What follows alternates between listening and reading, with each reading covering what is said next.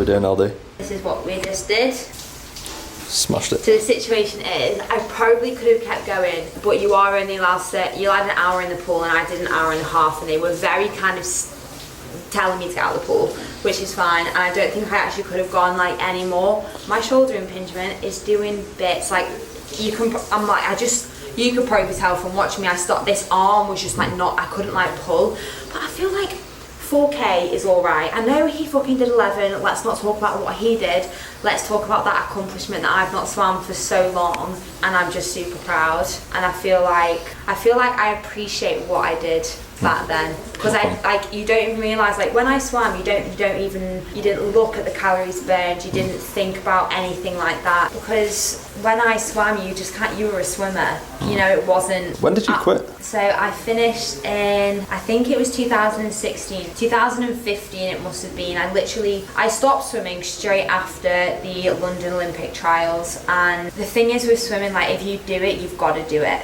You've got to, like, I felt I got to where I could get to. I was 18, I was kind of like going to uni, I was doing my A-levels, and I started to feel a lot of pressure from the sport in terms of like nutrition wise and everything about it, and I wasn't kind of competing to my best. I came 6th or 5th in the 200 IM open final at the London trials. If I came like 3rd, yeah, I probably would have carried on and potentially would have gone to Tokyo if I really went for it, but it just, like, swimming for England was great. That was kind of me, did it for so long. Finished at a good time, because it's kind of like everything happens for a reason. I wouldn't be filming a YouTube video now, swimming like Michael Phelps, doing what I do now, so people always say, like, do you regret it, do you miss it?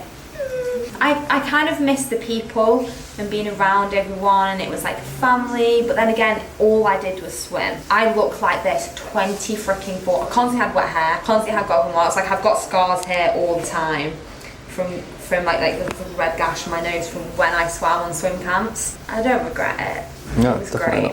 But yeah, thanks so much for watching, guys. I feel like you should definitely double tap and subscribe for more videos, because these videos are fucking hard, but they're so great.